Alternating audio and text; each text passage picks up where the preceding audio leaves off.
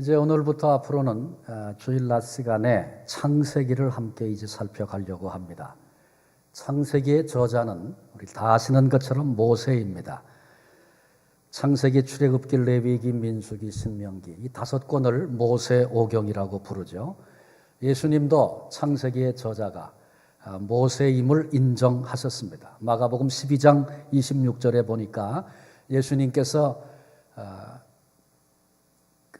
창세기에 나오는 한 대목을 인용하실 때에 모세의 책 중에 이렇게 시작하시면서 이제 말씀을 인용하셨어요. 그 주님의 말씀을 들어보니까 창세기가 모세가 기록한 거구나 그렇게 확신하게 됩니다. 그러면 어떻게 모세가 훨씬 뒷사람인데 창조 때의 이야기를 알고 이렇게 기록할 수 있겠는가? 여러 가지 추측할 수 있겠죠. 하나님께서 에덴 동산에 아담 만드시고 늘 친구처럼 모셔서 대화하셨으니까 어떻게 창조했는지 그 과정을 말씀해 주셨을 수 있겠다 그런 생각을 합니다. 그러면 그것이 구전으로 전해 내려왔겠죠. 근데 물론 모세가 구전 듣고 쓴 건 아닙니다. 구전 전부터 주워 모으려고 다닌 적도 없고요. 그러나 성령께서 이 기록에 대한 필요성을 아시고 모세에게 감동을 주셨고 그 감동을 쫓아서 모세가 창세기를 기록하게 된 것입니다. 그런 의미에서 성경은 계시의 책이다 그렇게 말합니다. 계시의 책인 성경 신구약 66권의 그 처음 시작이 창세기 1장 1절로부터 시작이 됩니다. 태초에 하나님이 천지를 창조하시니라. 수많은 인생들이, 수많은 과학자들이 이 부분에 어떻게 역사가 시작됐을까? 어떻게 지구가 시작됐을까? 우주가 시작됐을까? 아주 호기심과 관심을 계속 많이 가지고 있습니다. 저는 이 시간에 제한된 시간이기 때문에 무슨 과학적인 접근을 가지고 창조에 대해서 설명하려고 하지 않습니다. 우주 우리가 생각해 보면 상상을 초월한 아주 광대한 스페이스 공간이죠.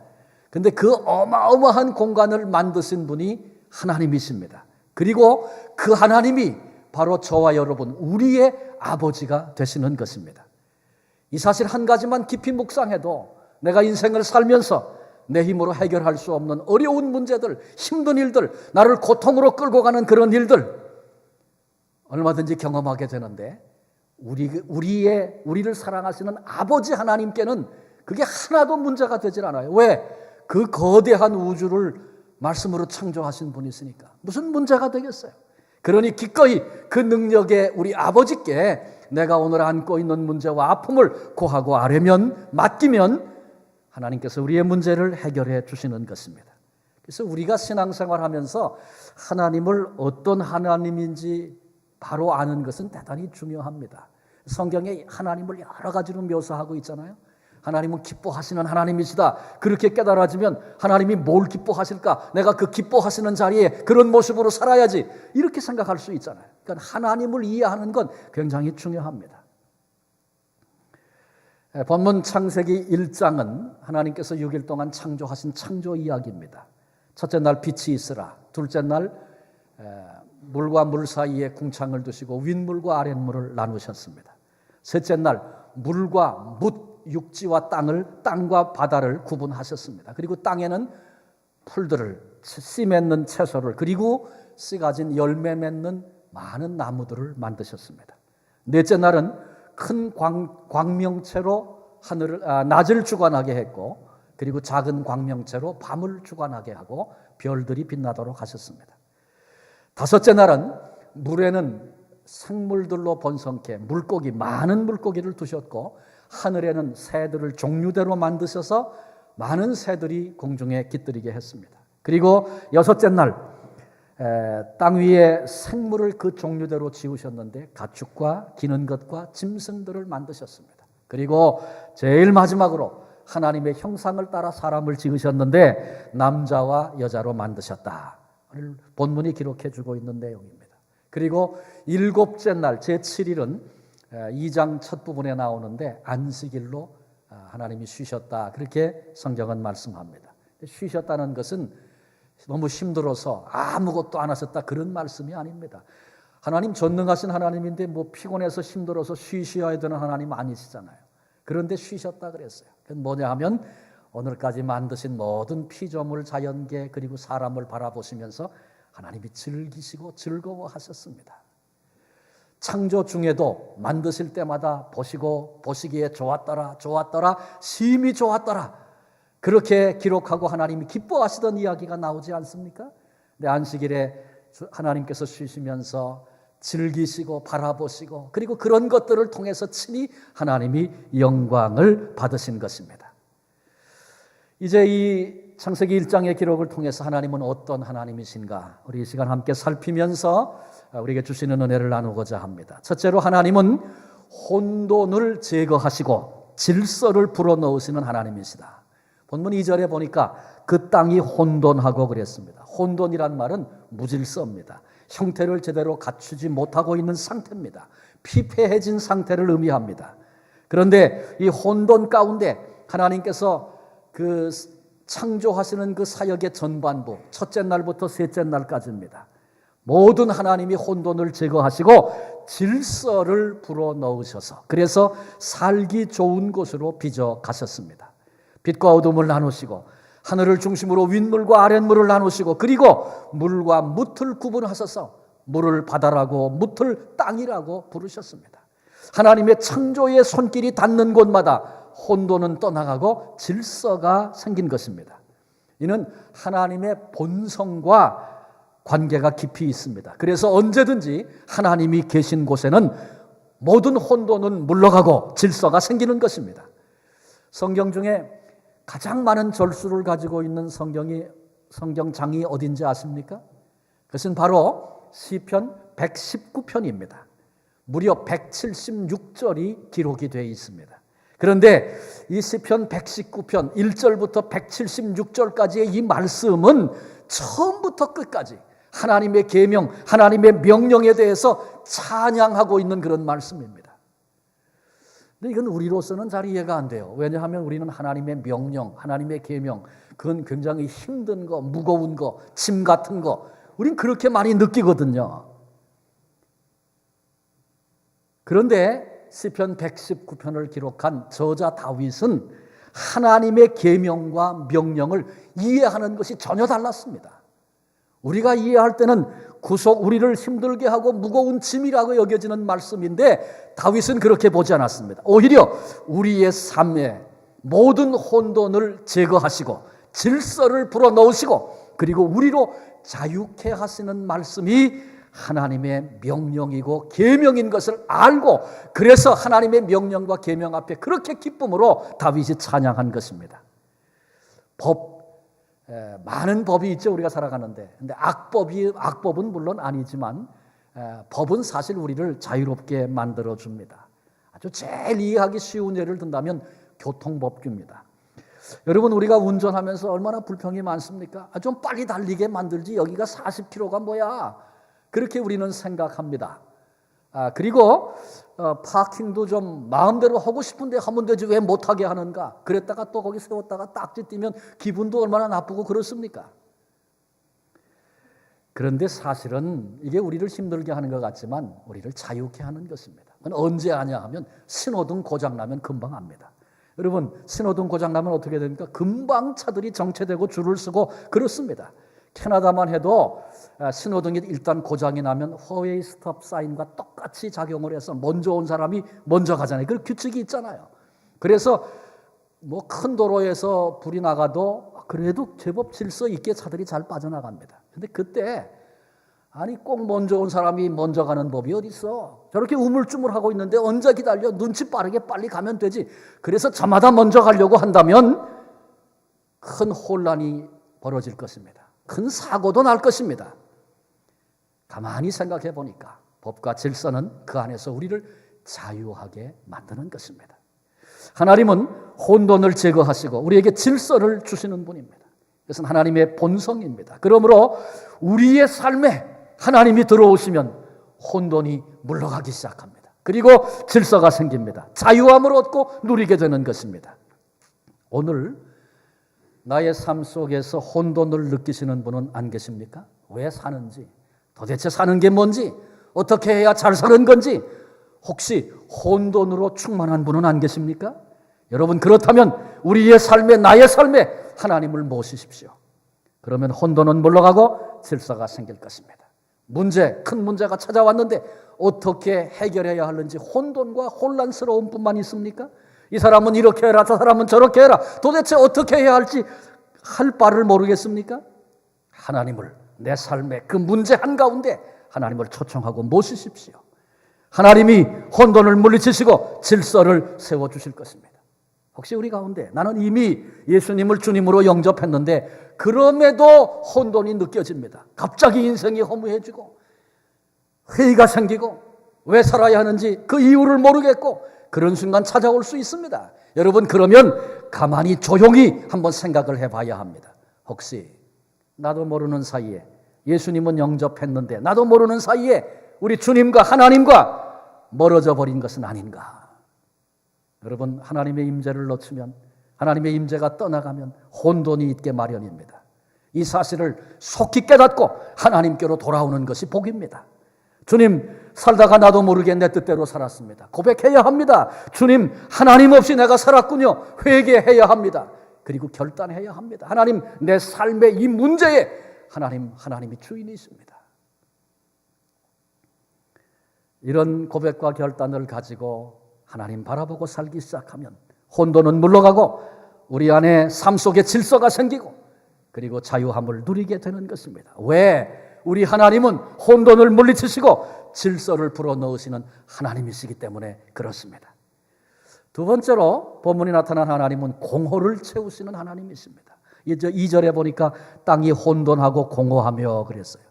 공허라는 히브리어 보후라고 하는 단어는 사용하지 않는, 폐허, 텅 빈 그런 의미를 가지고 있습니다. 하나님께서 창조의 사역을 하신 것을 아까 소개해드렸는데 3일 전반부까지 그 사역은 이제 혼돈을 물리치고 질서를 세우는 이 사역이었다. 그렇게 본다면 3일째 후반부 사역과 4일, 5일, 6일의 사역은 공허한 곳, 빈 곳을 필요한 것으로 생명으로 채우시는 그런 역사였습니다. 3일째는 땅 위의 식물로 가득 채우셨고 4일째는 천공을 해와 달로 별로 채우셨습니다. 5일째는 바다를 물고기로 채우셨고 땅을 짐승으로 창공들을 새들로 채우셨습니다. 우리 하나님은 채우시는 하나님이십니다. 공허한 곳, 결핍된 곳, 모자라는 곳을 채우시는 분이 우리 하나님이십니다. 이것도 하나님의 본성과 관련이 있습니다. 마태복음 5장에 예수님께서 산상수훈을 말씀하시면서 가난한 자는 복이 있나니 천국이 저희 것입니다. 결핍을 느끼는 사람, 그래서 심령이 가난해서 하나님의 은혜가 아니면, 하나님의 사랑이, 하나님의 도우심이 아니면 나는 도무지 내 힘으로 살 수 없습니다. 아무것도 할 수 없습니다. 이렇게 심령의 가난을 느끼는 사람에게 하나님이 임하셔서 채우시기 시작하시니 마침내 하늘나라가, 하나님의 나라가 저희의 것이 되었다. 그렇게 말씀하시는 것입니다. 고린도후서 12장 9절에 바울은 자신에게 가시와 약점이 있었습니다. 그래서 3번씩이나 하나님께 구했습니다. 그랬더니 하나님이 내 은혜가 내게 족하다. 이 음성을 듣고 나서 그의 마음속에 큰 깊은 깨달음이 있었습니다. 그래서 내 능력이 약한 데서 온전해진다. 왜? 내가 약할 때 능력의 주님이 내 안에 머무시기 때문이라고 그렇게 고백합니다. 약한 곳에, 능력이 결핍된 곳에 하나님이 오시고 하나님이 채우시기 시작하니까 강해지고 능력이 있게 된다는 말씀, 엄청난 축복의 말씀이 아닐 수 없습니다. 우리는 없는 것을 있는 것 같이 살 수 있는 사람들입니다. 왜? 채우시는 하나님이 우리의 아버지가 되시기 때문에 그렇습니다. 지혜가 부족해서 하나님, 나 지혜가 없어요. 내 지혜를 가지고는 해결할 수가 없어요. 기도하고 매달리고 씨름하기 시작하면 하나님이 오셔서 하나님이 채워주십니다. 그래서 지혜가 없지만 지혜로운 삶을 오늘 살게 하시는 것입니다.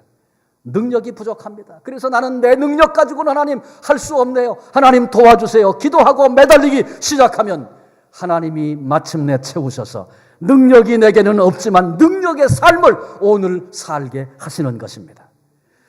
신앙생활을 오래 하신 분들 가운데 아주 사랑이 많으신, 아주 푸근하신 그런 어른들이 계십니다. 물론 뭐 신앙생활 오래 한다고 다 그런 것은 아니죠. 그러나 이런 삶을 저와 여러분 우리 모두가 다 사모해야 합니다. 내가 신앙 경력이 많아지고 나이가 들어가면서 이런 사람이 되고 싶다. 그런 마음이 우리에게 있어야 합니다. 그런데 그렇게 사랑이 많고 푸근하신 어른들 가만히 이렇게 뵈면 원래 본성이 그런 것은 아닙니다.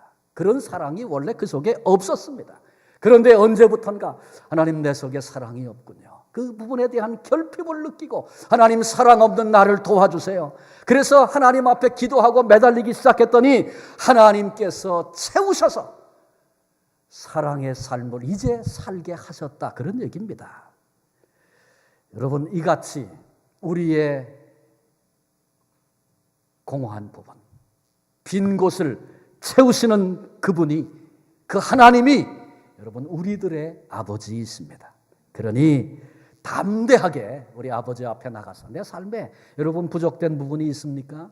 오늘 곰핍한 것들이 있습니까? 필요가 있습니까? 염려하지 마시고 하나님 아버지께 맡기십시오. 구하십시오. 아뢰십시오. 그러면 하나님께서 우리로 공허를 물리치시고 채워주시는 그 사랑의 맛을 여기서 경험하며 누리며 살게 하시는 것입니다. 세 번째로, 마지막 세 번째로 오늘 우리는 본문 속에서 자기 형상을 따라 사람을 만드신 하나님을 만나게 됩니다. 6일째에 인간을 만드셨습니다. 앞서 5일 동안 하신 모든 창조의 일들은 6일, 바로 이날을 위하여 준비하신 것입니다. 혼돈을 질서로, 공허를 풍성함으로, 생명으로 채우신 것은 이제 6일째 마지막으로 창조하실 인간을 위해서 하신 일입니다. 1장은 창조의 과정을 개략적으로 설명했다. 그렇게 본다면 2장은 인간에 집중해서 그리고 확대해서 설명을 하고 계시다. 그렇게 볼 수 있습니다. 2장 7절에 보면 여호와 하나님이 땅의 흙으로 사람을 지으시고 그렇게 말씀하셨어요. 그리고 2장 19절에 여호와 하나님이 흙으로 각종 들짐승과 공중의 각종 새를 지으시고 이렇게 말씀하셨어요. 자, 사람을 뭐를 재료로 만드셨다고요? 흙을 재료로 만드셨다 그랬어요. 그 다음에 짐승은 뭐를 재료로 만드셨습니까? 제가 금방 읽어드렸는데 짐승은 뭘로 재료로 만드셨어요? 그것도 흙으로.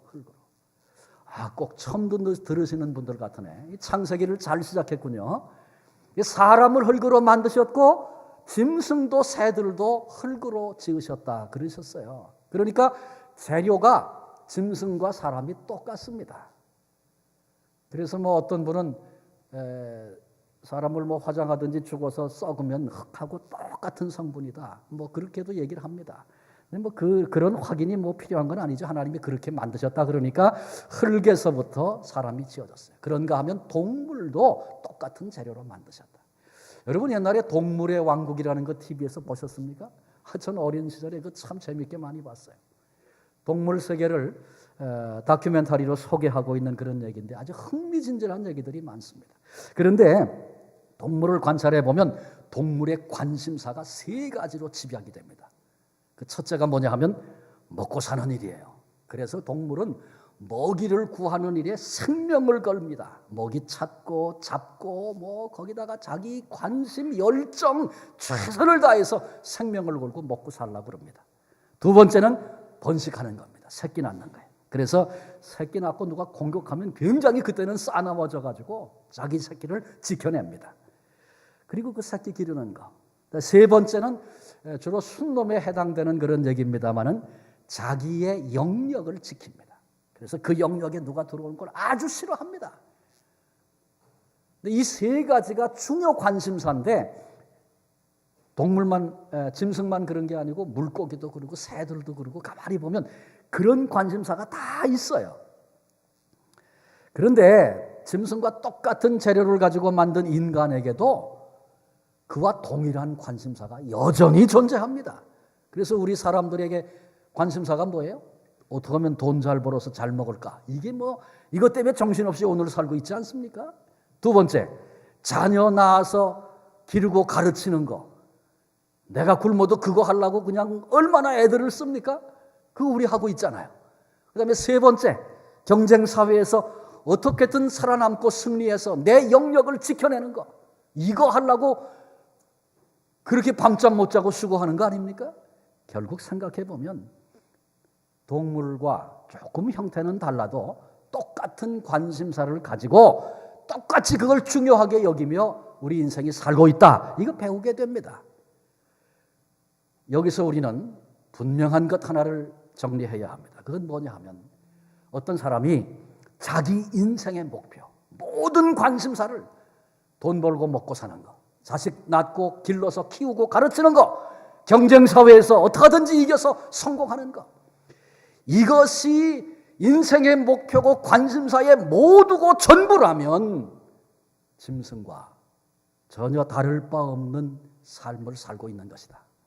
확실하게 우리가 정의해야 합니다.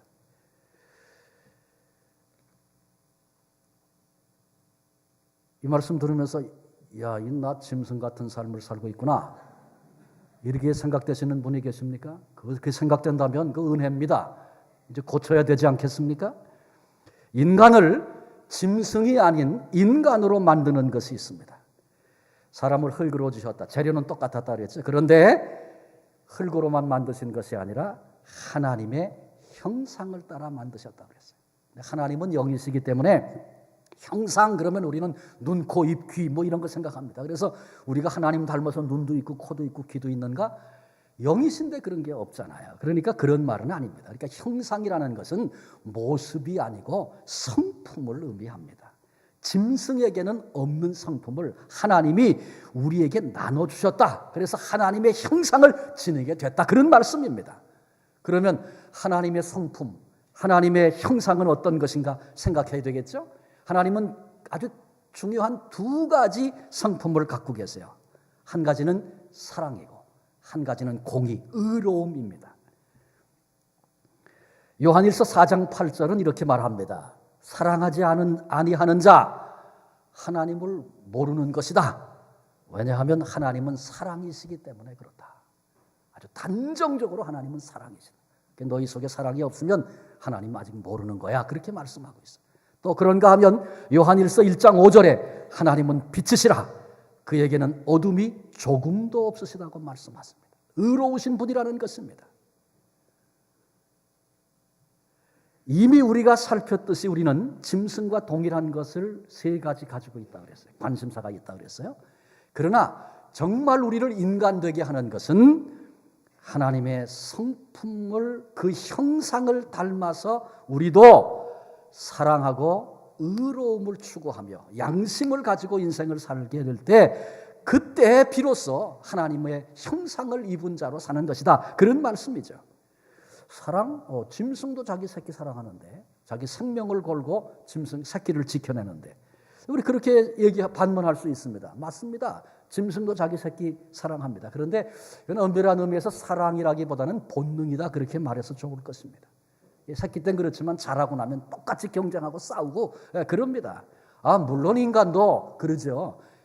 어렸을 때는 뭐 내 새끼라고 이뻐하다가 크면서 아버지하고 자식하고 싸우기도 해요. 재판도 해요.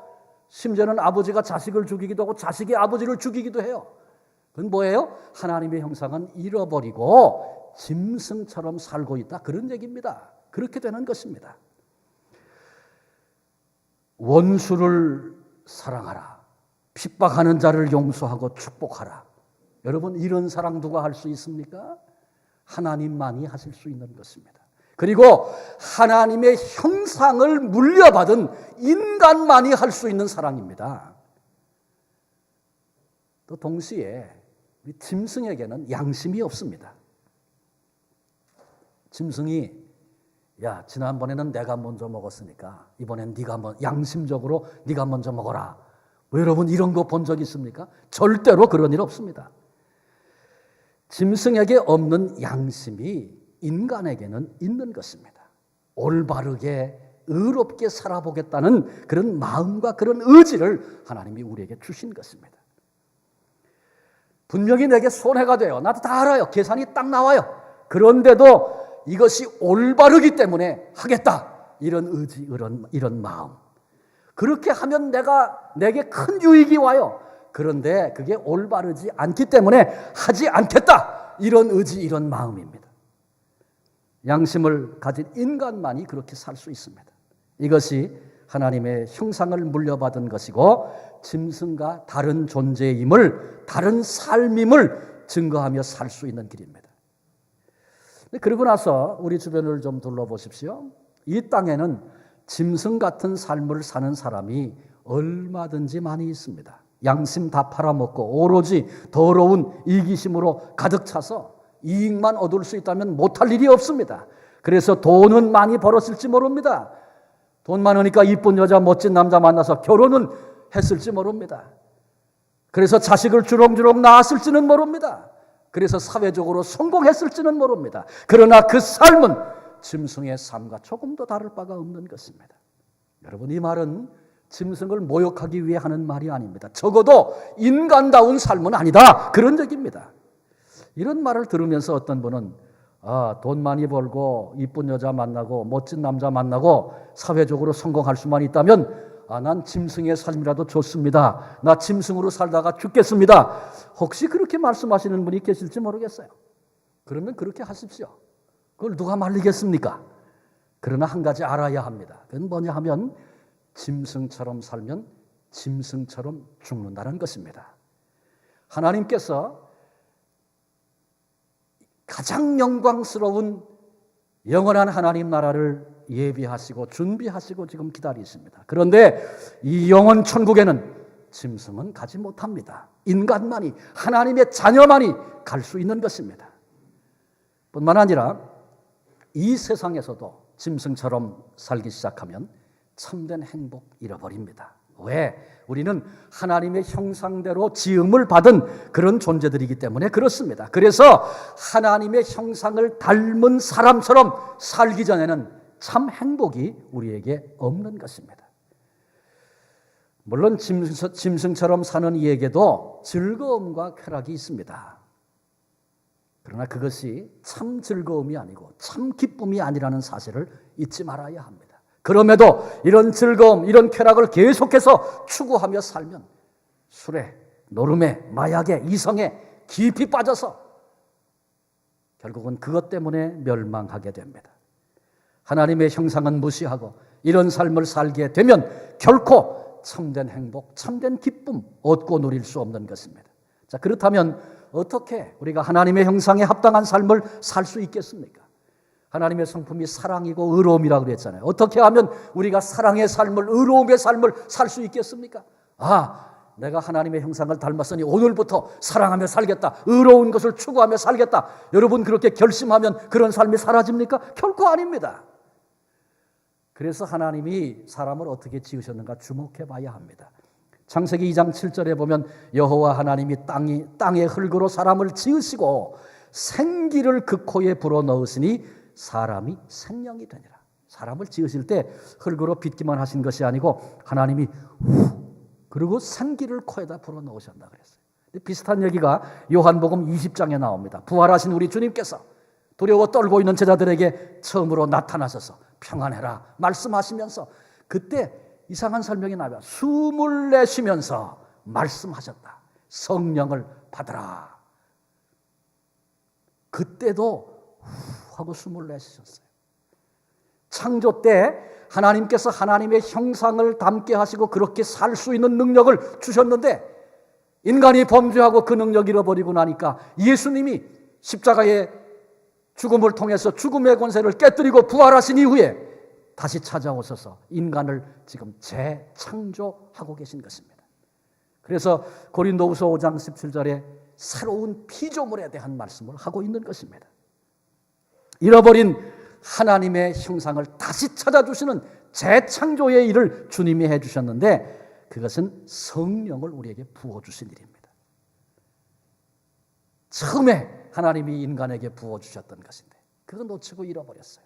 그러니 부활하신 주님이 오셔서 다시 성령을 부어주신 거예요.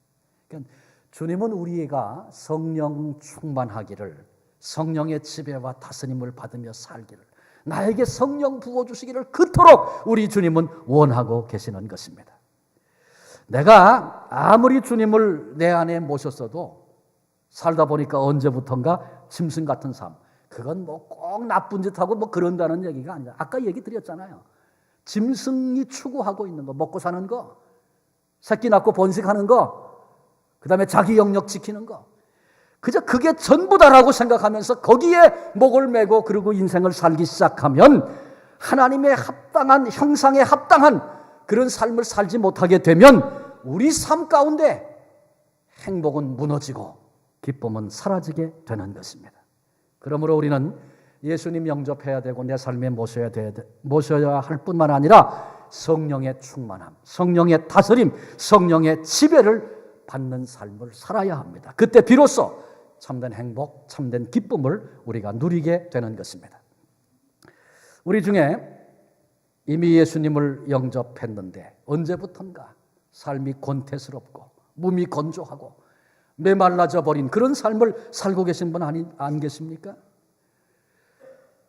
우리가 하나님의 자녀이면서 하나님의 형상을 닮은 삶을 살지 못하고 계신 분은 안 계십니까? 만일 그렇다면 혹시 바로 내가 나도 모르는 사이에 먹고 사는 일에 깊이 빠져서 자녀 낳고 기르는 일에 그거 하느라고 내 삶을 다 걸고 경쟁에 이겨 성공하는 삶 살려고 몸부림치다 보니까 나도 모르는 사이에 짐승 같은 그런 삶 살고 있는 것 아닌가 되돌아보고 생각해야 합니다. 내 삶에 기쁨이, 내 삶에 행복이 없다는 것은 성령님의 역사가 끊겨서 그런 것입니다. 하나님의 형상에 합당한 삶을 오늘 살고 있지 못하기 때문에 그런 것입니다. 그렇다면 하나님께 솔직히 자백해야 합니다. 하나님, 내가 그러려고 계획하고 그런 것은 아닌데 나도 모르게 살다 보니까 짐승 같은 삶을 내가 살고 있네요. 하나님, 나를 용서해 주세요. 하나님, 나를 용서해 주세요.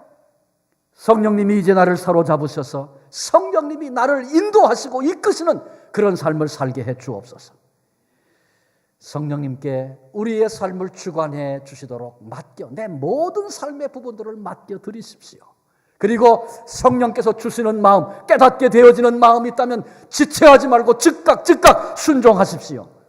그래서 성령님이 우리를 지배하는 삶 살기 시작하면 내 삶의 모든 무의미, 모든 허무 다 물러가게 될 것입니다. 그리고 참된 행복과 기쁨을 주 안에서 마음껏 누리게 될 줄로 믿습니다. 이제 말씀을 정리하려고 합니다. 우리가 믿는 하나님, 오늘 우리는 본문의 말씀을 통해서 혼돈을 물리치시고 질서를 불러일으키시는 하나님이시다. 공허를 물리치시고 그곳에 필요한 것을 생명을 넘치도록 가득 채우시는 하나님이시다. 하나님은 우리 인간을 지으시되 하나님의 형상을 따라 지어주셨고 우리로 하나님의 본성인 사랑과 공의를 추구하며 살도록 만드셨는데 그럴 힘이 없어 그렇게 살고 싶어도 살 수 없는 우리들을 위해서 성령님을 보내주시고 더 이상 짐승과 똑같은 그런 삶을 살지 아니하고 하나님의 형상을 닮은 자로 합당한 삶을 오늘 여기서 살게 하셔서 행복을, 기쁨을 마음껏 누리게 하시는 하나님이시다. 오늘 우리 창세기 1장을 통해서 이런 하나님에 대한 이해를 다시 한번 새롭게 확인합니다. 여러분, 그 하나님이 우리들의, 저와 여러분 나의 하나님이심을 아시고 고백하시고 그래서 기뻐하고 감사하시기를 바랍니다. 하나님께서 우리 아버지가 되셔서 내 삶 속에 질서가 세워지고 내 삶 속에 필요한 것들로 생명으로 가득 차게 해주시며 우리 아버지께서 우리로 하나님의 형상을 닮은 자로 오늘 행복하게 기뻐하며 그렇게 살도록 은혜 주시기를 원하시는 오늘 그렇게 우리를 인도하시고 우리를 붙잡아 주시는 우리들의 아버지십니다. 이제 우리의 남은 생에 그 아버지와 기꺼이 창조주 하나님과 우리의 아버지와 기꺼이 동행하고 교제하는 삶을 여러분 살아가십시오. 그래서 하나님의 형상 회복하고 행복하고 기쁨을 누리며 살아가는 복된 성도들 되시기를 바랍니다. 우리 서두에 간증을 들었습니다. 하나님의 말씀을 공부하고 훈련하고 나누면서 개인 속에 찾아오게 된 질서, 개인 속에 찾아오게 된 그 풍성함, 회복된 하나님의 형상, 이런 것들에 대한 이야기를 우리 들었습니다. 오늘부터 성경 공부 시작되는데 우리에게 큰 유익이 될 것입니다. 혼돈하고 계십니까? 질서 주시는 하나님 앞으로 나오십시오. 공허하고 필요한데 채워지지 않습니까? 풍성케 하시는 하나님 앞으로 나오십시오. 하나님의 형상 회복하고 그리고 행복과 기쁨을 누리는 자로 하나님 오늘 우리를 살게 하실 것입니다. 이 은혜가 우리 한 분 한 분에게 성경 공부를 같이 하시든지 가능한 대로 오셔서 같이 공부하세요. 뿐만 아니라 개인적으로도 하나님이 어떤 하나님인지 점점 알아가는 그런 은혜와 축복이 한 분 한 분에게 넘치시고 그 은혜 안에 담겨있는 비밀을 오늘 누리며 살 수 있는 우리 모두가 되시기를 주님의 이름으로 축원합니다. 기도하시겠습니다. 주님 감사합니다. 우리들은 이 땅에 우연히 태어나서 오늘 어쩌다가 여기 있는 것이 아니고 하나님이 이유와 목적을 가지고 우리를 지으셔서 하나님의 형상을 닮은 자로 우리를 만들어 주셨고 우리의 마음을, 우리의 심령을, 우리의 환경을 무질서하고 공허한 것, 무질서하고 혼돈된 것을 질서 있는 것들로, 그리고 공허하고 빈 것을 필요한 것으로 생명으로 풍성히 채워 주시고 그 은혜 그 사랑 누리며 살도록 하신 하나님의 복을 말씀을 통해서 확인합니다.